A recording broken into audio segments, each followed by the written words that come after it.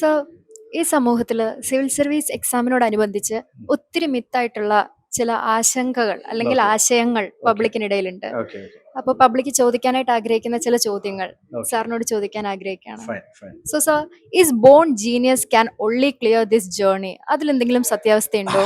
ഇത് എല്ലാ നമ്മള് നമ്മുടെ പാരൻസിന്റെ ഇടയിലും മുതിർന്ന ആൾക്കാരും അല്ലെങ്കിൽ ഈവൻ UPSCക്ക് പ്രിപ്പയർ ചെയ്യാൻ ആഗ്രഹിക്കുന്ന ആൾക്കാരുടെ ഇടയിലുള്ള ഒരു കോമൺ കൺഫ്യൂഷൻ ആണ്, അല്ലെങ്കിൽ ഒരു കൺസേൺ ആണ്. Born genius, I mean UPSC crack ചെയ്യണമെങ്കിൽ you have to be very intelligent or Albert Einstein kind of IQ you should have, or you must be a born genius. പക്ഷേ civil service exam test ചെയ്യുന്നത് എന്താണ്? ഇപ്പം നിങ്ങളുടെ ഒരു perseverance ആയിരിക്കാം, നിങ്ങളുടെ ഒരു പാഷൻ ആയിരിക്കാം, നിങ്ങളുടെ ഒരു കോൺസെപ്റ്റൽ ക്ലാരിറ്റി ആയിരിക്കാം, നിങ്ങളുടെ ഒരു കൺസിസ്റ്റൻസി ആയിരിക്കാം, നിങ്ങളുടെ ഒരു ഹാർഡ് വർക്ക് ആയിരിക്കാം, അല്ലെങ്കിൽ കറക്റ്റ് റൂട്ടിലുള്ള നിങ്ങളുടെ ഒരു സ്റ്റഡി പ്ലാൻ ആയിരിക്കാം. ഇതൊക്കെയാണ് സത്യത്തിൽ UPSC ടെസ്റ്റ് ചെയ്യുന്നത്. നിങ്ങളിപ്പം നോക്കിക്കഴിഞ്ഞാൽ ഇപ്പം നമുക്കറിയാം, നമുക്ക് ചുറ്റുമുള്ള റിസൾട്ട്, ഇതിൻ്റെയൊക്കെ ഏറ്റവും ബെസ്റ്റ് ടെസ്റ്റിമോണിയൽ എന്ന് പറയുന്ന റിസൾട്ട്സ് ആണ്. ഇപ്പം നമുക്കറിയാലോ, ഇപ്പോൾ കഴിഞ്ഞ ഒരു 10 വർഷത്തെ റിസൾട്ട്സ് എടുത്ത് നോക്കിക്കഴിഞ്ഞാൽ success journey of the civil service toppers എന്ന് പറഞ്ഞ് നമ്മൾ ഗൂഗിളിലോ യൂട്യൂബിലൊക്കെ സെർച്ച് ചെയ്ത് കഴിഞ്ഞാൽ പലരുടെയും ജേർണി അല്ലെങ്കിൽ സക്സസ് സ്റ്റോറി പറയുമ്പോൾ നമുക്ക് തന്നെ നമ്മൾ തന്നെ സർപ്രൈസ്ഡ് ആവും. അവർ സ്കൂളിൽ ഡ്രോപ്പ് ഔട്ട് ആയിരുന്നു, അല്ലെങ്കിൽ കോളേജിൽ ഡ്രോപ്പ് ഔട്ട് ആയിരുന്നു, അല്ലെങ്കിൽ അവർ കറസ്പോണ്ടൻസ് കോഴ്സാണ് ചെയ്തത്, അല്ലെങ്കിൽ അവർക്ക് ഒരുപാട് സപ്ലി ഉണ്ടായിരുന്നു. അപ്പോൾ സ്കൂളിലോ കോളേജിലോ ഒന്നും അവർ വലിയൊരു IQ പ്രൂവ് ചെയ്ത ആൾക്കാരൊന്നും ആയിരുന്നില്ല. They are general candidates. അപ്പോൾ ഈ എക്സാമും പറയുന്നത് അത് തന്നെയാണ്. നിങ്ങൾക്ക് പാഷൻ ഉണ്ടെങ്കിൽ, പെർസ്യൂവറൻസ് ഉണ്ടെങ്കിൽ, ഡെഡിക്കേഷൻ ഉണ്ടെങ്കിൽ, കോൺസെപ്റ്റൽ ക്ലാരിറ്റി ഉണ്ടെങ്കിൽ, പ്ലാനിങ് ഉണ്ടെങ്കിൽ, കറക്റ്റ് ഗൈഡൻസ് ഉണ്ടെങ്കിൽ, you can clear this exam. And this is not an exam which is set for Einstein kind of IQ walas.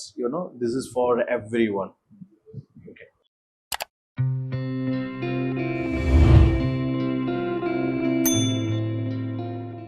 ഈ നമ്മൾ പൊതുവെ UPSC ആസ്പിരന്റ് അല്ലെങ്കിൽ ടോപ്പേഴ്സ് ടോക്ക് കേൾക്കുമ്പോൾ പൊതുവെ കേൾക്കുന്നതാണ് 18 മണിക്കൂർ 20 മണിക്കൂർ പഠിക്കണം. അതായത് ഒരു ദിവസം നമുക്ക് ആകെ 24 മണിക്കൂറാണ് ഉള്ളത്. അപ്പൊ ഇതിൽ 20 മണിക്കൂറോളം പഠിക്കണം എന്നൊക്കെ പറയുന്നു. അപ്പം അത്രയൊക്കെ പോസിബിൾ ആണോ സാർ? ആക്ച്വലി നമ്മൾ ശരിക്കും ഒരു ചിട്ടി റോബോട്ട് അല്ല, അല്ലെങ്കിൽ നമ്മളൊരു യന്ത്രനല്ല. നമ്മളൊരു സാധാരണ ഹ്യൂമൻ ആണ്, ശരിയല്ലേ? സാധാരണ മനുഷ്യരെ പോലെ ജീവിക്കുന്ന, അല്ലെങ്കിൽ സാധാരണ മനുഷ്യർ ചെയ്യുന്ന കാര്യങ്ങൾ ചെയ്യുന്ന ആൾക്കാരാണ് UPSC ആസ്പിറൻസ്. അവർ തന്നെയാണ് ടോപ്പേഴ്സ് ആവാറുള്ളത്. അല്ലാണ്ട് അവർക്കൊരു എക്സ്ട്രാ ഫിറ്റിങ്സ് കൊണ്ടുവന്ന് വെച്ചിട്ടല്ല അവർ ടോപ്പർ ആവുന്നത്. നമ്മൾ ഉറങ്ങണം, ഒരു 6 മണിക്കൂറോ 8 മണിക്കൂറോ നമുക്ക് നമ്മുടെ ബോഡിക്ക് കൃത്യമായിട്ടുള്ള റെസ്റ്റ് ആവശ്യമാണ്, ശരിയല്ലേ? കൃത്യമായിട്ട് ഉറങ്ങണം, ഭക്ഷണം കഴിക്കേണ്ട സമയത്ത് ഭക്ഷണം കഴിക്കണം. ഇനി ഫ്രണ്ട്സുമായിട്ട് ഒരു ഗെറ്റ് ടുഗദർ ഉണ്ടെങ്കിൽ അതിന് പോകണം, ഇടയ്ക്ക് ഒരു സിനിമ കാണാൻ പോകണമെങ്കിൽ അതിന് പോകണം.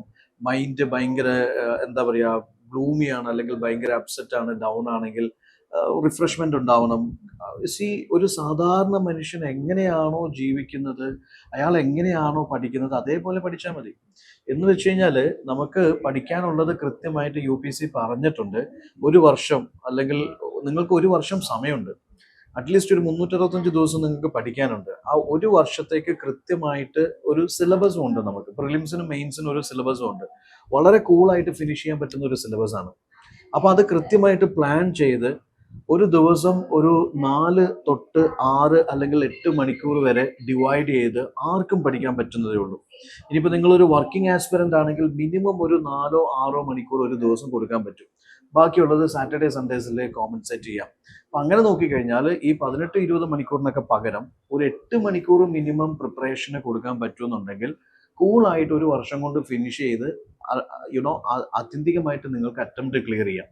പിന്നെ നമ്മൾ എപ്പോഴും ചിന്തിക്കേണ്ടത്, നമ്മളൊരു സംഭവം ആഗ്രഹിച്ചു കഴിഞ്ഞാൽ, ഫോർ എക്സാമ്പിൾ ഒരു ആൺകുട്ടിക്ക് ഒരു പെൺകുട്ടീനെ ഇഷ്ടമാണ്, അല്ലെങ്കിൽ ഒരു പെൺകുട്ടിക്ക് ഒരു ആൺകുട്ടീനെ ഇഷ്ടമാണ്, അല്ലെങ്കിൽ നമ്മൾ ഒരു സംഭവം ഒരു ഒരു ഒരു ഓണ്ടർപ്രണർ ആണ്, അല്ലെങ്കിൽ നമ്മളൊരു സംഭവം സ്റ്റാർട്ട് ചെയ്യുന്നു, അത് സക്സസ്ഫുൾ ആവാൻ ആഗ്രഹിക്കുന്നുണ്ട്, അല്ലെങ്കിൽ ഒരു വണ്ടി വാങ്ങാൻ ആഗ്രഹിക്കുന്നുണ്ട്, അല്ലെങ്കിൽ നമ്മൾ എന്തെങ്കിലും ആഗ്രഹിക്കുന്നുണ്ടെങ്കിൽ അത് ആത്യന്തികമായിട്ട് നമുക്ക് അത്രയും സ്ട്രോങ് ഡിസയർ ആണെങ്കിൽ അതിനുവേണ്ടി നമ്മൾ പരിശ്രമിക്കും, ശരിയല്ലേ?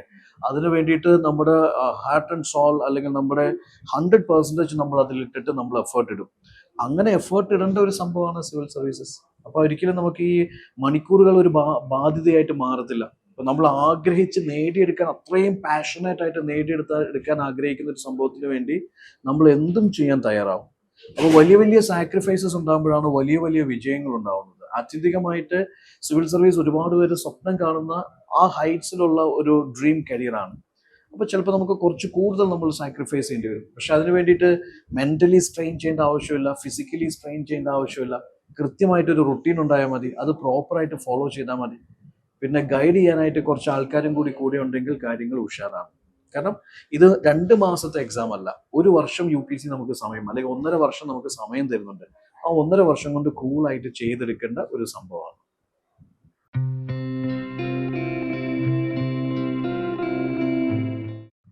സർ, സിവിൽ സർവീസ് എക്സാം എന്ന് നമ്മൾ കേൾക്കുമ്പോഴേ, അല്ലെങ്കിൽ ജേർണി എന്ന് പറയുമ്പോഴേ, നമ്മൾ പൊതുവായിട്ട് എല്ലാവരും പറയുന്ന ഒരു കാര്യമാണ് സൂര്യന് കീഴിലുള്ള എല്ലാം പഠിക്കണം, എല്ലാം പഠിക്കണം. എല്ലാം റൂട്ടഡ് ആയിട്ട് അറിയണം. Okay, so sir, should we need to learn and mug up everything? അങ്ങനെ എല്ലാം പഠിക്കേണ്ട ഞാൻ ആവശ്യമുണ്ടോ? എപ്പോഴും പറയുന്ന ഒരു സംഭവം ഇതാണ്, ഇത് ശരിക്കും മഗബ് ചെയ്യേണ്ട ഒരു എക്സാം അല്ല, കാണാപ്പാഠം പഠിച്ചിട്ട് എഴുതി ക്ലിയർ ചെയ്യാൻ പറ്റുന്ന ഒരു എക്സാം അല്ല. ഇപ്പോൾ അതുകൊണ്ടാണ് നേരത്തെ ഞാൻ പറഞ്ഞത് ഭയങ്കരമായിട്ട് റിട്ടൻഷൻ കപ്പാസിറ്റി ഉള്ള, അല്ലെങ്കിൽ നിങ്ങൾക്ക് ഭയങ്കര മെമ്മറി പവർ ഉണ്ടെന്നൊക്കെ പറഞ്ഞിട്ട് ഇവിടെ എക്സാമിന് വന്നിട്ട് ഒന്നും ചെയ്യാൻ പറ്റത്തില്ല. ഇത് ശരിക്കും it's A game of pure analysis.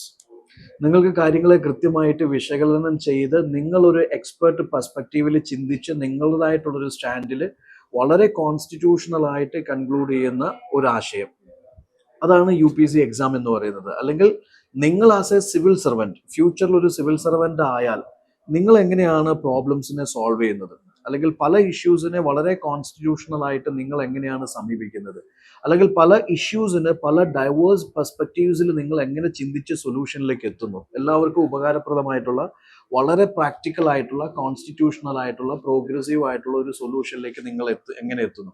അപ്പോൾ നിങ്ങളെ ചിന്തിക്കാൻ പഠിപ്പിക്കുന്ന, അല്ലെങ്കിൽ നിങ്ങളെ കാര്യങ്ങൾ എന്താ പറയുക വിശകലനം ചെയ്യാൻ പഠിപ്പിക്കുന്ന, പല ആംഗിൾസിൽ അതിനെക്കുറിച്ച് ചിന്തിച്ച് സൊല്യൂഷൻ കണ്ടെത്താൻ പ്രേരിപ്പിക്കുന്ന ഒരു പ്രിപ്പറേഷൻ ശൈലിയാണ് UPSCക്കുള്ളത്. കാണാപ്പാഠം പഠിച്ചൊരിക്കലും നമുക്കിത് എക്സാം എഴുതി കയറാൻ പറ്റത്തില്ല.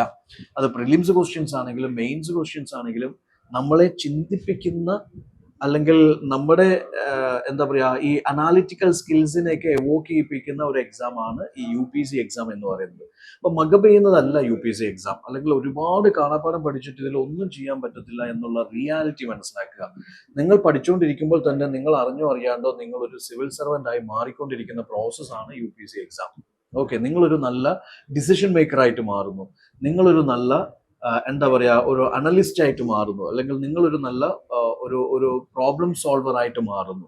Okay, that is something this UPSC exam demands from you. Sir, ഇന്ന് ഒരുപാട് കുട്ടികൾ, അതായത് ഇപ്പം സമൂഹത്തിൽ എന്താ സ്റ്റാറ്റസ് വൈസ് ആണെങ്കിലും ഫിനാൻഷ്യൽ വൈസ് ആണെങ്കിലും ഒരുപാട് ഫിനാൻഷ്യൽ ഉള്ള അല്ലെങ്കിൽ പണം ഉള്ള ആൾക്കാര്, പണമില്ലാത്ത ആൾക്കാര് ഒരുപാട് പേര് സിവിൽ സർവന്റ് ആകണമെന്ന് ആഗ്രഹിക്കുന്നുണ്ട്. അപ്പം നമ്മൾ മിനിമം ഇപ്പൊ ഒരു മാർക്കറ്റിൽ ഇറങ്ങി ഏതെങ്കിലും ഒരു കോച്ചിങ് അക്കാദമിയിൽ ചെന്ന് എന്താ ഒന്ന് ചോദിക്കുകയാണെങ്കിൽ ഫീസ് എത്രയാന്ന് ചോദിക്കുകയാണെങ്കിൽ നമ്മൾ മിനിമം കേൾക്കുന്നത് ഒരു 5 ലക്ഷം രൂപയെങ്കിലും ആണ്. അപ്പം കുറേയൊക്കെ ആൾക്കാർ, അതായത് ഒരു എന്താ പറയുന്നത്, ഇത് ആഗ്രഹിക്കുന്ന ഒരുപാട് ആളുകൾ ഈ ഫീസ് കേട്ട് തന്നെ ഇത് എന്നെ കൊണ്ട് പറ്റില്ല, ഇത്രയും ഫീസ് എനിക്ക് അടയ്ക്കാൻ പറ്റുന്ന വരത്തില്ല, അപ്പം അവിടെ തന്നെ അവരുടെ ആഗ്രഹങ്ങൾ ഇല്ലാതാവുകയാണ് ചെയ്യുന്നത്. അപ്പൊ അങ്ങനെയുള്ള കുട്ടികൾ എന്താണ് ഇനിയിപ്പം? ഒരു കാര്യം എന്താന്ന് വെച്ചാല് ഇതില് അതൊരു മിത്താണ്. ഒരു കാലഘട്ടത്തിലൊരു ചിന്തയായിരുന്നു, അതായത് നിങ്ങൾ ഡൽഹിയിൽ പോയെങ്കിൽ IAS ആവുള്ളൂ, അല്ലെങ്കിൽ ഒരു പ്രധാനപ്പെട്ട ലൊക്കേഷനിൽ പോയെങ്കിൽ നിങ്ങൾ അവിടുത്തെ കാറ്റും മണമൊക്കെ അടിച്ചിട്ട് നിങ്ങൾ IAS ആവുള്ളൂ എന്നൊരു തെറ്റിദ്ധാരണയുണ്ട്. അത് ഇപ്പോഴും നമ്മുടെ സൊസൈറ്റിയിലുണ്ട്. ഇപ്പം +2 കഴിഞ്ഞാൽ, ഡിഗ്രി കഴിഞ്ഞാൽ പാരൻസ് ഓക്കെ നിനക്ക് IAS ആവണോ IPS ആവണോ എന്ന് ചോദിച്ചു കഴിഞ്ഞാൽ ഗോ ടു ഡൽഹി, അല്ലെങ്കിൽ go to this place that place എന്ന് പറയുന്ന ഒരു കൾച്ചറുണ്ട്. അപ്പോൾ അവർക്ക് ഇതിന്റെ റിയാലിറ്റി അറിയത്തില്ല. ഇപ്പൊ ഡൽഹി പോകുന്ന ഒരു കുട്ടീനെ സംബന്ധിച്ചിടത്തോളം ഡൽഹിയിലാണ് ബെസ്റ്റ് കോച്ചിങ് എന്നുള്ള രീതിയിൽ ചിന്തിച്ചിട്ടാണ് പോകുന്നത്. Now the problem is that നിങ്ങൾ ഒരു 1000 പേരിരിക്കുന്ന ഒരു കൺവെൻഷൻ സെന്ററിൽ പോയിരുന്നിട്ട് ഒരു പോഡിയത്തിൽ നിൽക്കുന്ന ഒരു ഫാക്കൽറ്റി, ചിലപ്പോൾ അദ്ദേഹം ഒരു റിട്ടയർഡ് ഓഫീസർ ആവാം, അല്ലെങ്കിൽ അദ്ദേഹം ഒരു സോക്കോൾഡ് ഭയങ്കര എക്സ്പെർട്ട് ഫാക്കൽറ്റി ആവാം, അദ്ദേഹം 3 മണിക്കൂർ ലെക്ചർ ചെയ്യുന്നു. നിങ്ങൾ ഒരു 1000 പേരുടെ ഒരു കൺവെൻഷൻ സെന്ററിൽ ഇരിക്കുന്ന പോലെ 1000 പേരുടെ ഒരു ഹാളിൽ ഇരിക്കുന്നു. കുറെ നിങ്ങൾ കേൾക്കുന്നു, കുറെ നിങ്ങൾക്ക് കിട്ടുന്നു, കുറെ നിങ്ങൾക്ക് കിട്ടുന്നില്ല. അങ്ങനത്തെ ഒരു കോച്ചിങ് കൊണ്ട് ജന്മത്തിൽ നിങ്ങൾ IAS ആവാൻ പോകുന്നില്ല. That is the hard core reality. ഇവിടെ എന്താ വേണ്ടതെന്ന് വെച്ചാൽ, നമ്മൾ ഈ മലയാളത്തിൽ പറയുന്ന പോലെ വ്യക്തിഗതമായിട്ടുള്ള ഒരു മെന്റർഷിപ്പ് ഇല്ലാണ്ട് ഈ പരിപാടി നടക്കത്തില്ല. 1000 പേര് ഇരിക്കുന്ന പോലത്തെ ഒരു കൺവെൻഷൻ സെന്ററിൽ ഇരിക്കാനാണെങ്കിൽ നിങ്ങൾ യൂട്യൂബിലെ ക്ലാസ്സസ് കണ്ടാൽ മതി. ഇഷ്ടംപോലെ യൂട്യൂബ് ചാനൽസ് ഉണ്ട്, യൂട്യൂബ് വീഡിയോസ് ഉണ്ട്. അത് മാത്രം കണ്ടുകൊണ്ടിരുന്നാലും നിങ്ങൾക്ക് ഈ കണ്ടന്റ് എല്ലാം നിങ്ങൾക്ക് എഴുതിയെടുക്കാൻ, നിങ്ങൾക്ക് നോട്ട് ചെയ്യാം. പക്ഷെ അത് വെച്ചിട്ട് ആരും ക്ലിയർ ചെയ്യുന്നില്ലല്ലോ. അപ്പൊ എന്താ വേണ്ടതെന്ന് വെച്ച് കഴിഞ്ഞാൽ ഇപ്പം വലിയൊരു ക്രൗഡിൽ പോയിരുന്ന് അപ്പുറം ഇപ്പുറം ഇരിക്കുന്നവരുടെ മണമടിച്ചിട്ടോ കാറ്റടിച്ചിട്ടോ അല്ലെങ്കിൽ അവരുടെ ഉച്ഛ്വാസത്തിലോ ഒന്നും നമ്മൾ IAS ആവുന്നില്ല. അല്ലെങ്കിൽ വലിയൊരു ടോപ്പർ വന്നിട്ട് ക്ലാസ് എടുത്തതുകൊണ്ട് നിങ്ങൾ IAS ആവുന്നില്ല. ഇതിനൊക്കെ ലിമിറ്റേഷൻസ് ഉണ്ട്. ഇപ്പോൾ ഒരു ടോപ്പർ വന്ന് ക്ലാസ് എടുക്കുമ്പോഴും അദ്ദേഹം വളരെ എഫേർട്ട് ഇട്ട് കഷ്ടപ്പെട്ട് പണ്ട് പഠിച്ചതുപോലെ 24 hours കുത്തിയിരുന്ന് പ്രിപ്പയർ ചെയ്തിട്ട് ഒരിക്കലും ക്ലാസ് എടുക്കത്തില്ല. ഒരു റാൻഡം പെരിഫറൽ സാധനം അങ്ങ് പറഞ്ഞു പോകും. ഇനി ഒരു ഓഫീസർ ആണെങ്കിലും ദർ ഇസ് എ ചാൻസ് എന്താ സംഭവിക്കുക, അദ്ദേഹം ചിലപ്പോൾ ഒരു 30 വർഷം മുമ്പ് പ്രിപ്പയർ ചെയ്ത ആളായിരിക്കും, പ്രായമായിട്ടുണ്ടാവും, റിട്ടയർ ആയിട്ടുണ്ടാവും. ഈ റീസെന്റ് ട്രെൻഡും പാറ്റേൺ ഒക്കെ മാറുന്നതനുസരിച്ച് ഇന്ന് കംപ്ലീറ്റ് റിസർച്ച് ചെയ്തിട്ട് അതനുസരിച്ച് ക്ലാസ് എടുക്കണമെന്ന് ഒരു നിർബന്ധമില്ല. ചെയ്യുന്നവരും ഉണ്ട്, പക്ഷെ മെജോറിറ്റി കേസസിൽ ചെയ്യാത്തവരാണ്. അപ്പൊ ഞാൻ പറയുന്നത് വെച്ചാൽ ഇതിലിപ്പം ഇങ്ങനെയുള്ള കുറെ ഗിമ്മിക്ക് പരിപാടികൾ കൊണ്ട് ഒരിക്കലും നമ്മൾ എന്താവാൻ പോകുന്നില്ല, IAS IPS ആവാൻ പോകുന്നില്ല. വേണ്ടത് എന്താണ്? Recent trend. ഞാനിത് ആരെയും വിമർശിക്കുന്നതല്ല, റിയാലിറ്റി പറയുന്നതാണ്. റീസെന്റ് ട്രെൻഡ് അനുസരിച്ച് UPSന്റെ പേപ്പേഴ്സ് നോക്കിയാൽ നിങ്ങൾക്ക് മനസ്സിലാവും, ഓരോ വർഷം മൈന്യൂട്ട് ആയിട്ട് ആ പാറ്റേണിൽ ചെറിയ ചെറിയ ചേഞ്ചസ് ഉണ്ട്. അപ്പൊ ഇത് കൃത്യമായിട്ട് ഒബ്സർവ് ചെയ്ത് റിസർച്ച് ചെയ്ത് ആന്റിസിപ്പേറ്റ് ചെയ്യാൻ പറ്റുന്ന വളരെ എക്സ്പെർട്ട് ആയിട്ടുള്ള പണിയെടുക്കുന്ന റിസപ്റ്റീവ് ആയിട്ടുള്ള ഒരു ടീം ഓഫ് മെന്റേഴ്സ് ആണ് നമുക്ക് വേണ്ടത്. അതുപോലെ തന്നെ ഈ 5 ലക്ഷം 10 ലക്ഷം എന്നൊക്കെ പറയുന്നത് ഒബ്വിയസ്ലി ഒരു ഫീസ് ഉണ്ടാവും. അത് കൂടാണ്ട് അവിടുത്തെ ഹോസ്റ്റൽ ഫീ അല്ലെങ്കിൽ ഫുഡ് ട്രാവൽ എക്സ്പെൻസ് ഒക്കെ ആയിട്ടാണ് ഈ പറയുന്ന ഒരു വർഷത്തേക്ക് ഇത്ര എക്സ്പെൻസ് വരുന്നത്. നമ്മൾ മനസ്സിലാക്കേണ്ടത് ഈ എക്സാമിന് ആകെ 100 രൂപയെ ഫീസ് ഉള്ളൂ. അത് നിങ്ങൾ പെൺകുട്ടിയാണെങ്കിൽ ഒന്നുകൂടി ബ്ലസ്ഡ് ആണ്, കാരണം 100 രൂപ ഫീസ് പോലും ഇല്ല. അപ്പൊ അങ്ങനത്തെ ഒരു എക്സാം, അത്രയും ഡെമോക്രാറ്റിക് ആയിട്ട് UPSC നടത്തുന്ന എക്സാം ആണ് ഈ പറയുന്ന ഭയങ്കരമായിട്ട് കൊമേഴ്ഷ്യവൽക്കരിക്കപ്പെട്ടത്, അല്ലെങ്കിൽ ഈ പറയുന്ന ഭയങ്കര കൊമേഴ്ഷ്യലൈസ്ഡ് ആയിട്ട് പോയിരിക്കുന്നത്. അപ്പൊ അതിൽ 2 ഓപ്ഷൻസ് ഉണ്ട്. ഇപ്പൊ നമുക്ക് തീർച്ചയായിട്ടും ഞാൻ പറഞ്ഞത് വെച്ചാൽ നമുക്ക് ഒന്നും അറിയത്തില്ല, കൃത്യമായിട്ടുള്ള കോച്ചിങ് വേണമെന്നുണ്ടെങ്കിൽ കോച്ചിങ് അക്കാദമിയിൽ ഏതാണോ നല്ലത് അവിടെ നിങ്ങൾ പാരാമീറ്റേഴ്സ് സെറ്റ് ചെയ്യുന്നത് സെൻട്രലൈസ്ഡ് AC റൂംസും അല്ലെങ്കിൽ ഈ പറഞ്ഞ സോക്കോൾഡ് ഗിമ്മിക്ക് പരിപാടികളും ആണെങ്കിൽ ചിലപ്പോൾ പെട്ടുപോകും. ഞാൻ പറയുന്നത് ഏറ്റവും നല്ല ഗൈഡൻസ് തരുന്ന, ഏറ്റവും നല്ല ഗൈഡൻസ്, ചിലപ്പോൾ അവിടെ തറയിൽ ഇരുന്നായിരിക്കും പഠിക്കേണ്ടി വരിക, പക്ഷേ ഗൈഡൻസ് അടിപൊളിയായിരിക്കും. അപ്പോൾ ഈ സൂപ്പർ 30 എന്നൊക്കെ ഉള്ളൊരു കോൺസെപ്റ്റ് ഉണ്ടല്ലോ. What I am saying is that centralised AC അല്ലെങ്കിൽ ഈ പറഞ്ഞതുപോലെ സോക്കോൾഡ് ലൈക്ക് 10 ലക്ഷത്തിന്റെ ഐപാഡും ലാപ്ടോപ്പും ഒക്കെ ഓഫർ ചെയ്യുന്നു എന്ന് പറയുന്ന കോൺസെപ്റ്റിലല്ല വിശ്വസിക്കേണ്ടത്. കൃത്യമായിട്ട് എക്സാം സെൻട്രിക് ആയിട്ടുള്ള കോച്ചിങ് തരുന്നുണ്ടോ, എക്സാം പാസ്സാവാനുള്ള കണ്ടന്റ് തരുന്നുണ്ടോ, വ്യക്തിഗതമായിട്ട് ഇൻഡിവിജ്വൽ ആയിട്ട് കെയർ കിട്ടുന്നുണ്ടോ. നിങ്ങളൊരു ആൻസർ എഴുതിയിട്ട് 1 മാസം ഫാക്കൽറ്റീനെ തേടി അലയിലൂടെ അലയിലാണെങ്കിൽ ആ ലൈഫ് തന്നെ ഇങ്ങനെ ഒരു ഹിമാലയ സാനുക്കളിൽ പോയി തപസ് ചെയ്യുന്ന അവസ്ഥയിലേക്ക് പോകും. കാരണം ചില സ്ഥലത്തൊക്കെ അങ്ങനത്തെ ഒരു സിറ്റുവേഷൻ ഉണ്ട്. ഒരു ആൻസർ എഴുതിയിട്ട് ഫാക്കൽറ്റി അവൈലബിൾ അല്ല, അത്രയും കുട്ടികളുണ്ട്, ഒരു റൊട്ടേഷൻ കംപ്ലീറ്റ് ചെയ്ത് വരുമ്പോഴത്തേക്ക് 1 മാസം എടുക്കുന്നു. എന്ന് വെച്ചാൽ 10 മാസം കൊണ്ട് 10 ആൻസറേ നിങ്ങൾക്ക് കിട്ടുന്നുള്ളെങ്കിൽ, അല്ലെങ്കിൽ 2 ആൻസറിന് ശേഷം 3ാമത്തെ ആൻസർ ടോപ്പറിന്റെ നോക്കി ചെയ്യാനാണ് പറയുന്നതെങ്കിൽ ആ കോച്ചിങ് വേസ്റ്റ് ആണ്. ഞാൻ ടെല്ലിങ് യു. നേരത്തെ ഞാൻ പറഞ്ഞ പോലെ ഒരു ഓഫീസറുടെ മണം അടിച്ചിട്ടോ കാറ്റടിച്ചിട്ടോ നിങ്ങൾ IAS ആവുന്നില്ല. നിങ്ങൾക്ക് പ്രിലിംസിൽ, അതിൽ GSലും CSATലും മെയിൻസിലും 9 പേപ്പേഴ്സിലും ഇന്റർവ്യൂവിലും എല്ലാം കൃത്യമായിട്ടുള്ള ഗൈഡൻസ് കിട്ടിയെങ്കിൽ മാത്രമേ നിങ്ങൾ ഈ സർവീസ് ക്ലിയർ ചെയ്യുന്നുള്ളൂ, ഈ എക്സാം ക്ലിയർ ചെയ്യുന്നുള്ളൂ.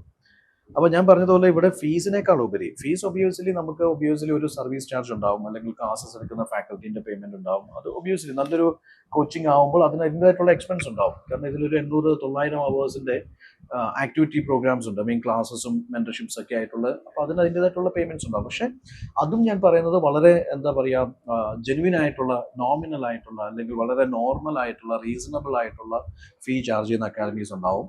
കോച്ചിങ് അനിവാര്യമാണെങ്കിൽ അങ്ങനെയുള്ള അക്കാദമീസിൽ നല്ല ഇൻഡിവിജ്വൽ സപ്പോർട്ട് തരുന്ന ഒരു അക്കാദമി ഉണ്ടെങ്കിൽ അവിടെ തീർച്ചയായിട്ടും നിങ്ങൾ എടുക്കണം. ഇനി അതല്ലാണ്ട് നിങ്ങൾക്ക് പഠിക്കാം. ഇപ്പൊ മെന്റർഷിപ്പ് മാത്രമായിട്ടും നിങ്ങൾക്ക് എന്ത് ചെയ്യാൻ പറ്റും, ഇപ്പോൾ സ്വന്തമായിട്ട് നോട്ട്സ് എഴുതി അല്ലെങ്കിൽ ബുക്സ് വായിച്ച് നിങ്ങൾക്ക് പഠിച്ച് സ്വന്തമായിട്ട് എഴുതിയും എന്താ പറയുക, നിങ്ങൾക്ക് ഈ എക്സാം ക്ലിയർ ചെയ്യാം, ലക്ഷ്മിൻ്റെ ഒക്കെ കേസ് പറഞ്ഞതുപോലെ. പക്ഷെ അവിടെ ഇമ്പോർട്ടൻ്റ് ആയിട്ടുള്ള ഒരു എലമെന്റ്, ഓപ്ഷണൽ ആയിക്കോട്ടെ GS ആയിക്കോട്ടെ, ഗൈഡൻസ് അനിവാര്യമാണ്.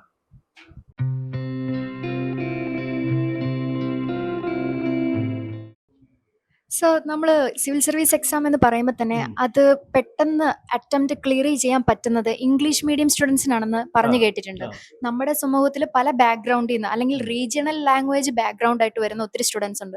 സോ അതിൽ എന്തെങ്കിലും സത്യാവസ്ഥയുണ്ടോ സാർ? ഒരു ഇംഗ്ലീഷ് മീഡിയം സ്റ്റുഡന്റിന് മാത്രമേ ഈ ജേർണി ഈസ് ആയിട്ട് തോന്നുള്ളൂ? നമ്മുടെ ഈ പറയുന്ന കോൺസ്റ്റിറ്റ്യൂഷൻ അനുവദിച്ചിരിക്കുന്ന 22 ഭാഷകളിൽ നമുക്ക് ഈ പറഞ്ഞ എക്സാം എഴുതാം. നമുക്ക് ഈ പറയുന്ന ഒബ്വിയസ്ലി ക്വസ്റ്റ്യൻ പേപ്പർ ഇംഗ്ലീഷിലും, കാരണം ഇന്ത്യ ഒരു ഡൈവേഴ്സിഫൈഡ് ആയിട്ടുള്ള രാജ്യമാണ്. ഇവിടെ ഒരുപാട് ഭാഷകളും ഒരുപാട് ഡയലക്റ്റുകളും ഒരുപാട് വേഷഭൂഷ വിധാനങ്ങളൊക്കെ ഉള്ള ഒരു രാജ്യമാണ്. അതുകൊണ്ട് തന്നെ എല്ലാവർക്കും മനസ്സിലാവുന്ന കോമൺ ആയിട്ടുള്ള 2 ഭാഷയിലാണ് ക്വസ്റ്റ്യൻ പേപ്പർ അച്ചടിക്കുന്നത്. ഒന്ന് ഇംഗ്ലീഷും ഒന്ന് ഹിന്ദിയിലുമാണ്. പക്ഷേ പ്രിലിംസ് എന്ന് പറയുന്നത് ഒബ്ജക്റ്റീവ് എക്സാം ആയതുകൊണ്ട് നമുക്ക് അവിടെ ആ ബബിൾസ് ഉണ്ടല്ലോ, OMRലെ ബബിൾസ് ഷെയ്ഡ് ചെയ്താൽ മതി. അവിടെ നമുക്ക് ഭാഷേൻ്റെ പ്രശ്നം വരുന്നില്ല. ക്വസ്റ്റ്യൻ പേപ്പർ മനസ്സിലാക്കണം, അത് ഇംഗ്ലീഷിലോ ഹിന്ദിയിലോ ഉണ്ടാവും. ഒന്നുകിൽ ഇംഗ്ലീഷിലോ ഹിന്ദിയിലോ നിങ്ങൾ ക്വസ്റ്റ്യൻ മനസ്സിലാക്കി ചോയ്സസ് മനസ്സിലാക്കി നിങ്ങൾ ആ OMR ഫില്ല് ചെയ്ത് പോയാൽ മതി. മെയിൻസ് ആണ് ഡിസ്ക്രിപ്റ്റീവ് എക്സാം. മെയിൻസ് നിങ്ങൾക്ക് ക്വസ്റ്റ്യൻ പേപ്പർ അഗെയിൻ ഹിന്ദിയിലും ഇംഗ്ലീഷിലേ ഉള്ളൂ. പക്ഷേ നമുക്ക് എന്ത് ചെയ്യാം, നമുക്ക് മലയാളത്തിൽ ആൻസർ എഴുതാം. ഇപ്പോൾ മലയാളിയാണെങ്കിൽ മലയാളത്തിൽ എഴുതാം, കന്നഡക്കാരാണെങ്കിൽ കന്നഡയിൽ എഴുതാം, തെലുങ്കു ആണെങ്കിൽ തെലുങ്കിൽ എഴുതുക, അല്ലെങ്കിൽ ഈ പറഞ്ഞ പോലെ തമിഴിൽ എഴുതുക, അല്ലെങ്കിൽ ഹിന്ദി ആണെങ്കിൽ ഹിന്ദി, മറാഠി ആണെങ്കിൽ മറാഠി, വാട്ടെവർ നിങ്ങൾക്ക് നിങ്ങളുടെ ലാംഗ്വേജിൽ ആ ആൻസർ എഴുതാം. ഇനി ഇന്റർവ്യൂവിലേക്ക് ചെല്ലുമ്പോഴും നിങ്ങൾക്ക് അവിടെ ഒരു ട്രാൻസ്ലേറ്റർ ഉണ്ടാവും. അപ്പോൾ അതുകൊണ്ട് ഇന്റർവ്യൂവും ഈ പറയുന്ന പോലെ മെയിൻസും ഒന്നും നിങ്ങൾക്ക് അവിടെ ഭാഷേൻ്റെ അതിർവരമ്പുകളില്ല. നിങ്ങൾക്ക് ഏറ്റവും കൺവീനിയൻ്റ് ആയിട്ടുള്ള ഭാഷയിൽ എക്സാം എഴുതാം, ഇന്റർവ്യൂ കൊടുക്കാം. ഓക്കെ. പിന്നെ ഇംഗ്ലീഷ് എന്നുള്ളത് ഒബ്വിയസ്ലി എന്താ പറയുക, ലൈക്ക് ഇപ്പോൾ ക്വസ്റ്റ്യൻ ഇംഗ്ലീഷിലായതുകൊണ്ട് അങ്ങനെ ഒരു അഡ്വാൻറ്റേജ് ഉണ്ട് എന്ന് മാത്രമാണ്. പക്ഷേ ബേസിക് ഇംഗ്ലീഷ് നമ്മൾ എന്തായാലും ഈ ഒരു പ്രിപ്പറേഷൻ്റെ ഭാഗമായിട്ട് ബേസിക് ജാർഗൻസും കീവേഡ്സ് ഒക്കെ എന്തായാലും പഠിച്ചിരിക്കും. അപ്പോൾ നോട്ട് നെസസറി ഇപ്പം മലയാളത്തിൽ അല്ലെങ്കിൽ ഇംഗ്ലീഷിൽ മാത്രമേ എഴുതാവുള്ളൂ എന്നുള്ളൊരു റൂളൊന്നും ഇതിനില്ല. ഓക്കെ സാർ, പിന്നെ നമ്മൾ കേൾക്കുന്ന ഒരു മിത്ത് എന്ന് പറയുന്നതാണ് ഹ്യൂമാനിറ്റീസ് ബാക്ക്ഗ്രൗണ്ട് ഉണ്ടെങ്കിലേ UPSC എക്സാം ക്ലിയർ ആവത്തുള്ളൂ. ഇതൊരു സത്യമാണോ? ഹ്യൂമാനിറ്റീസ് ബാക്ക്ഗ്രൗണ്ട് നമ്മൾ നോക്കുക, എല്ലാ വർഷവും റിസൾട്ട്സ് ഒന്ന് നോക്കുക. ഇതൊക്കെ എന്ന് വെച്ചാൽ ഇത് കുറേ ആൾക്കാർ പടച്ചു വിടുന്ന കുറേ കാര്യങ്ങളാണ്. അതിനൊരു ബിസിനസ് പോയിന്റും ഉണ്ടാവാം. നിങ്ങൾ എല്ലാ വർഷവും നോക്കി ഒരു ആദ്യത്തെ 100 പേരെ എടുത്തു കഴിഞ്ഞാൽ, ടോപ്പ് 100 എടുത്തു കഴിഞ്ഞാൽ ഒരു മെജോറിറ്റി ആൾക്കാർ എഞ്ചിനീയേഴ്സ് ആയിരിക്കും അല്ലെങ്കിൽ ഡോക്ടേഴ്സ് ആയിരിക്കും. അപ്പോൾ it is not necessary humanities എടുക്കണമെന്ന് ഒരു നിർബന്ധമില്ല. ഇഷ്ടംപോലെ ഡോക്ടേഴ്സും എഞ്ചിനീയേഴ്സും സിവിൽ സർവീസ് എക്സാം ക്രാക്ക് ചെയ്തിട്ടുണ്ട്. നല്ല അനാലിറ്റിക്കൽ സ്കിൽ ഉണ്ടാവണം, അഡാപ്റ്റബിലിറ്റി ഉണ്ടാവണം, കാര്യങ്ങളെക്കുറിച്ച് കൃത്യമായിട്ട് ചിന്തിക്കാനും മനസ്സിലാക്കാനും അല്ലെങ്കിൽ അതിനെ വിശകലനം ചെയ്യാനൊക്കെയുള്ള ഒരു കഴിവുണ്ടായിരിക്കണം. ഹ്യൂമാനിറ്റീസ് എടുത്താലുള്ള ഗുണം എന്ന് വെച്ച് കഴിഞ്ഞാൽ ഈ പറയുന്ന പൊളിറ്റിക്കൽ സയൻസും കോൺസ്റ്റിറ്റ്യൂഷനും അല്ലെങ്കിൽ സിവിലും അല്ലെങ്കിൽ ജോഗ്രഫിയും അല്ലെങ്കിൽ ഹിസ്റ്ററിയും കൾച്ചറും ഇങ്ങനെ നമുക്ക് പഠിക്കേണ്ട കുറേ സബ്ജക്ട്സിന്റെ ബേസിക്സ് അവിടെ കവർ ചെയ്യുന്നുണ്ട് എന്നുള്ളതാണ് അതിൻ്റെ ഒരു അഡ്വാൻറ്റേജ് എന്ന് പറയുന്നത്. ഇനി എടുത്താലും എടുത്തില്ലെങ്കിലും ശരി, ഒബ്വിയസ്ലി ഈ പ്രിപ്പറേഷനിലേക്ക് വരുമ്പോൾ എല്ലാവരും സമന്മാരാണ് എന്നുള്ളതാണ് റിയാലിറ്റി. സർ, ഒരു വ്യക്തി അയാളുടെ പാഷൻ അല്ലെങ്കിൽ അംബീഷൻ സർവീസിൽ കയറുക അല്ലെ സിവിൽ സർവീസ് ആണ് എന്ന് പറയുമ്പോൾ തന്നെ നമ്മൾ സമൂഹത്തിൽ നിന്ന് കേൾക്കുന്നതാണ്, സിവിൽ സർവീസ് ആണോ എങ്കിൽ ഫസ്റ്റ് അറ്റംപ്റ്റിൽ ക്ലിയർ ആവില്ല, അല്ലെങ്കിൽ 2 അറ്റംപ്റ്റ് കൊടുത്തു കഴിഞ്ഞാൽ ക്ലിയർ ആവില്ല, കൂടുതൽ സമയം അതിൽ ഇൻവെസ്റ്റ് ചെയ്ത് കളയരുത്, ഫ്യൂച്ചർ സ്പോയിൽ ചെയ്യരുത്. സോ എന്താണ് സാർ അതിന്റെ ഒരു സത്യാവസ്ഥ? ഒരു ബിഗിനർക്ക് എത്ര എന്താ പറയുന്നത് വെച്ചാൽ ഇപ്പൊ നമ്മള് ഈ സിവിൽ സർവീസ് മാത്രം നോക്കണ്ട. ഇപ്പൊ എനിക്കറിയാവുന്ന എന്റെ കുറെ ഫ്രണ്ട്സ് 10-15 വർഷമൊക്കെ PSCയിൽ വേണ്ടി ലൈഫ് കളഞ്ഞ ആൾക്കാരുണ്ട്. PSCയിൽ വേണ്ടിയിട്ട് ലൈഫ് കളഞ്ഞ ആൾക്കാരുണ്ട്. ഇനി അതല്ലെങ്കിൽ വേറൊരു നിസ്സാര കാര്യങ്ങൾക്ക് വേണ്ടിയിട്ട് വർഷങ്ങളോളം ഇൻവെസ്റ്റ് ചെയ്ത ആൾക്കാരുണ്ട്. എന്തിനു പറയുന്നു, നമ്മളിപ്പോൾ ഒരു കൃഷി ചെയ്താൽ, ഇപ്പോൾ ഇഞ്ചി കൃഷിയാണെന്ന് വിചാരിക്കുക, 5 ഇഞ്ചി കൃഷി ചെയ്തു, ഒരു 10 ഏക്കർ ഇഞ്ചി കൃഷി ചെയ്തു, ചിലപ്പോൾ അതൊരു 10 വർഷം കൊണ്ടായിരിക്കും മുടക്കിയ മുതൽ തിരിച്ചു കിട്ടുന്നത്. ശരിയല്ലേ? എന്തിനെങ്കിലും ഗ്യാരണ്ടി ഉണ്ടോ? ഒരു സംഭവത്തിനും ഗ്യാരണ്ടി ഇല്ല. നമ്മൾ നടന്നു പോകുന്നു, അത് റോട്ടിൽ നമ്മൾ പടമാവോ ഭിത്തിയിൽ നമ്മൾ ചിരിച്ചുകൊണ്ടിരിക്കുക എന്നുള്ള ഒരു സാധനത്തിനും ഗ്യാരണ്ടി ഇല്ല. അപ്പം അങ്ങനത്തെ ഒരു ലൈഫാണ് നമ്മുടെ ലൈഫ്. പിന്നെ how can you assure that വേറൊന്നിന് പോയി കഴിഞ്ഞാൽ 2 ദിവസം കഴിഞ്ഞാൽ 3 ദിവസം കിട്ടുമെന്ന് എങ്ങനെ ഗ്യാരണ്ടി പറയാൻ പറ്റും? ശരിയല്ലേ?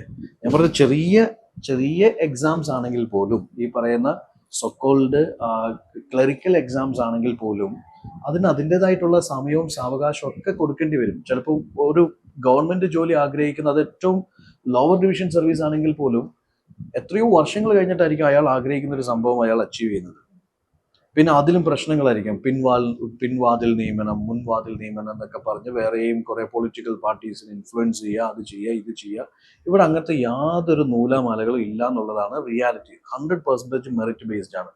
രണ്ടാമത്തെ കാര്യം, ഈ 10-15 വർഷമൊക്കെ ഇതിന്റെ പിന്നാലെ നടന്ന് കിട്ടാത്തവരായിരിക്കും ചിലപ്പോൾ ഇങ്ങനത്തെ ഒരു മെസ്സേജ് സ്പ്രെഡ് ചെയ്യുന്നത്. അവരുടെ പ്രശ്നം എന്താണെന്ന് വെച്ചാൽ അവരൊരു പക്ഷേ ഈ പ്രിപ്പറേഷനിലേക്ക് വരുന്നത് ചിലപ്പോൾ ഡിഗ്രി PG ഒക്കെ കഴിഞ്ഞതിന് ശേഷമായിരിക്കും. അപ്പോൾ തന്നെ ഓൾറെഡി 10-22 വയസ്സായിട്ടുണ്ടാവും. ഇനി എല്ലാം കഴിഞ്ഞ് ഇതിലേക്ക് വരുമ്പോൾ അവർ ഒന്നേന്ന് തൊട്ട് പഠിച്ചു വരണം. 6ാം ക്ലാസ്സിലെ NCERT തൊട്ട് പഠിച്ചു വരണം. അപ്പോൾ ഈ ബേസ് ബിൽഡ് ചെയ്യാൻ വേണ്ടിയിട്ട് ചിലപ്പോൾ 1 വർഷം ഇൻവെസ്റ്റ് ചെയ്തിട്ടുണ്ടാവും. അടുത്തത് പ്രിലിംസ് ബിൽഡ് ചെയ്യാൻ വേണ്ടി അടുത്ത വർഷം ഇൻവെസ്റ്റ് ചെയ്തിട്ടുണ്ടാവും. മെയിൻസ് ബിൽഡ് ചെയ്യാൻ അടുത്ത വർഷം ഇൻവെസ്റ്റ് ചെയ്തു. ഓപ്ഷണൽ ബിൽഡ് ചെയ്യാൻ അടുത്ത വർഷം ഇൻവെസ്റ്റ് ചെയ്യും. അപ്പം തെറ്റായിട്ടുള്ള സ്ട്രാറ്റജീസിലും ഗൈഡ് ലൈൻസിലും പോകുന്നവരാണ് 5, 6, 7 വർഷം എടുത്ത് പ്രിപ്പറേഷൻ കംപ്ലീറ്റ് ചെയ്യുന്നത്. ആ സമയം കൊണ്ട് മാനസികമായിട്ട് ഭയങ്കര പ്രഷർ കയറും. എന്താണ് ജോലിയില്ല, കൂലിയില്ല, വേലയില്ല, പട്ടതാരി എന്ന് പറഞ്ഞുകൊണ്ട് വീട്ടുകാരുടെയും നാട്ടുകാരുടെയും തെറിയും ചീത്തവിളിയും കേട്ട് ഈ പ്രഷർ കാരണം പുള്ളി ജോലിക്ക് പോകും. ജോലിക്ക് പോയി കഴിയുമ്പോഴത്തേക്ക് എന്താ സംഭവിക്കുന്നത് വെച്ചാൽ ഒരു 70% 80% എനർജിയും ഫോക്കസും ജോലിയിലേക്കാവും. അപ്പോൾ സ്വാഭാവികമായിട്ട് പ്രിപ്പറേഷൻ കോംപ്രമൈസ്ഡ് ആവും. അപ്പോൾ ഇങ്ങനെ പല കാരണങ്ങൾ കൂടിച്ചേരുമ്പോൾ ഈ എഴുതിയെടുക്കുക എന്നുള്ളൊരു സംഭവം അതൊരു അകാല സ്വപ്നമായിട്ട് അല്ലെങ്കിൽ അകാലത്തിൽ പൊലിഞ്ഞ സ്വപ്നമായിട്ട് അങ്ങനെ അവശേഷിക്കും. അപ്പോൾ കൃത്യമായിട്ടൊരു പ്ലാനിങ് ഇല്ലാത്തത് കൊണ്ടും അല്ലെങ്കിൽ നേരത്തെ തുടങ്ങാത്തത് കൊണ്ടും കൃത്യമായ ഗൈഡൻസ് ഇല്ലാത്തത് കൊണ്ടും അല്ലെങ്കിൽ കൃത്യമായി സ്ട്രീം ലൈൻ ചെയ്യാത്തത് കൊണ്ടൊക്കെയാണ് പലരും വർഷങ്ങളോളം എടുത്തിട്ടും ക്ലിയർ ചെയ്യാത്തത്. അതേസമയം വേറൊരു സൈഡിൽ നിങ്ങൾ ചിന്തിക്കുക, വളരെ കൃത്യമായിട്ടുള്ള ഒരു പ്ലാനോടുകൂടി തുടങ്ങുന്ന പലരും ഫസ്റ്റോ സെക്കൻഡ് അറ്റംപ്റ്റിൽ ക്ലിയർ ചെയ്തിട്ടുണ്ട്. അപ്പോൾ അതും കൂടി നമ്മൾ കാണണം. അവരൊന്നും ഈ പറഞ്ഞ സോക്കോൾഡ് ജനിച്ചപ്പോഴേ IAS ബാഡ്ജ് കെട്ടിവെച്ചിട്ട് വന്ന ആൾക്കാരല്ല. ഞാൻ നേരത്തെ പറഞ്ഞതുപോലെ ഡിഗ്രിയിൽ സപ്ലി അടിച്ചിട്ടുള്ള അല്ലെങ്കിൽ സ്കൂളിൽ ഡ്രോപ്പ് ഔട്ട് ആയിട്ടുള്ള അല്ലെങ്കിൽ കറസ്പോണ്ടൻസ് ആയിട്ട് പഠിച്ച് എഴുതി ടോപ്പറായ ഒരുപാട് പേര് നമുക്ക് ചുറ്റുമുണ്ട്. അപ്പോൾ അവരെയും കൂടി നമ്മൾ മറു സൈഡിൽ കാണണം. അപ്പോൾ what I am saying is that നിങ്ങൾ കൃത്യമായ ഒരു പ്ലാനോട് കൂടിയിട്ടാണ് എന്തിനേയും സമീപിക്കുന്നതെങ്കിൽ നിങ്ങൾ ആഗ്രഹിക്കുന്ന സമയത്തിനുള്ളിൽ നിങ്ങൾക്കത് അച്ചീവ് ചെയ്യാൻ പറ്റും. That is A reality.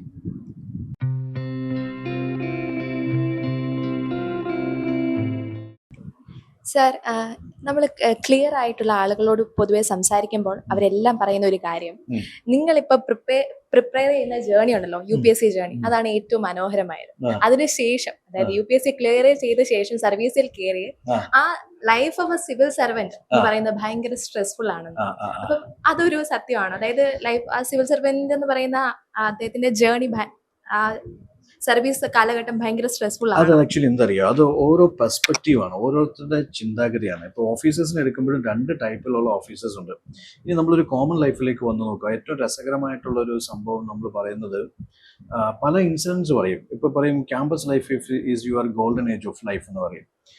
അതിനുശേഷം ഗോൾഡൻ ഏജ് ജീവിക്കുന്ന എത്രയോ ആൾക്കാരുണ്ട്.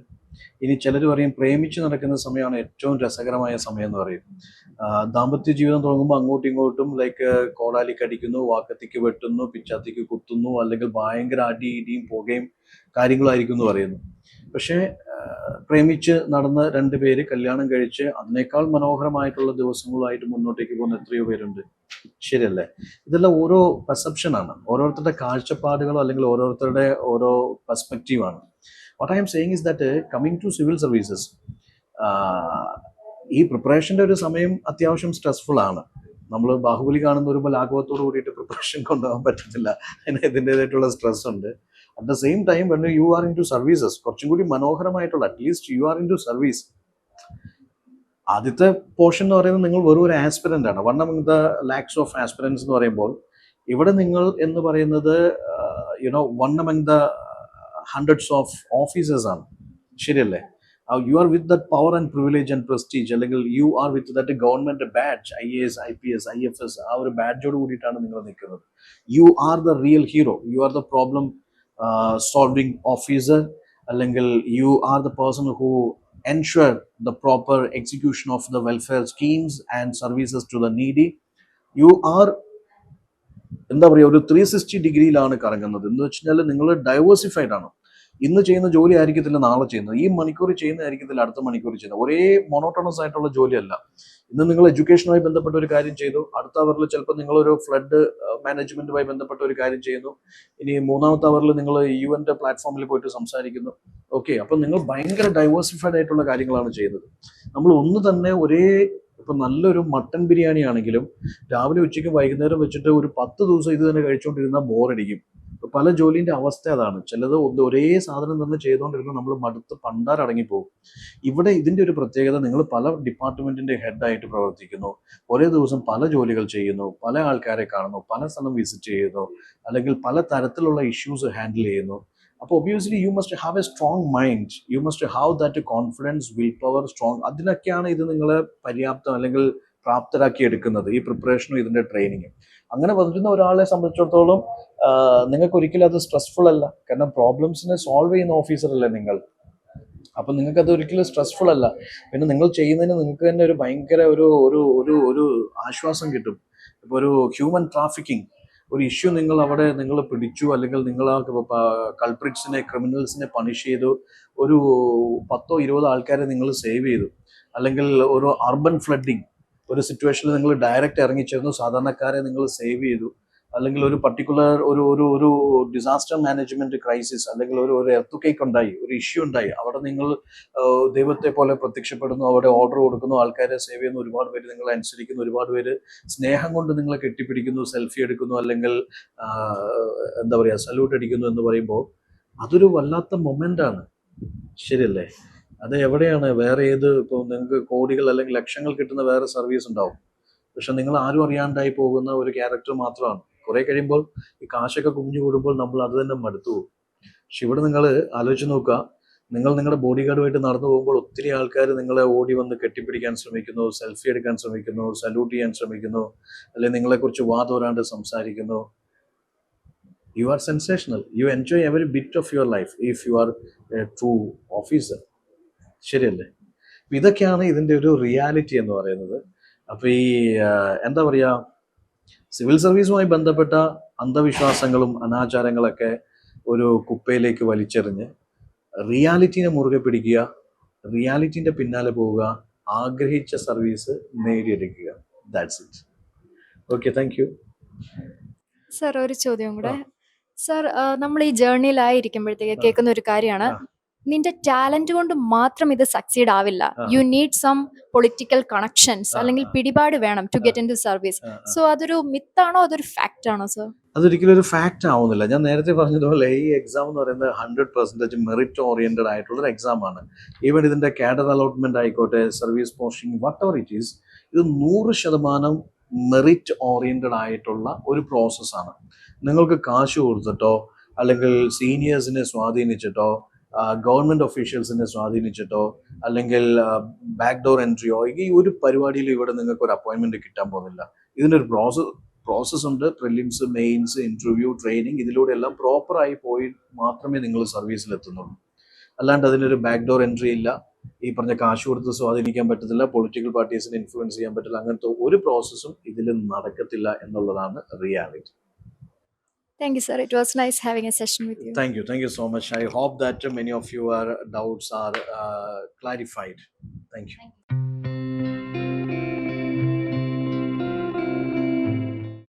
Gallant IAS, chasing your passion to ace.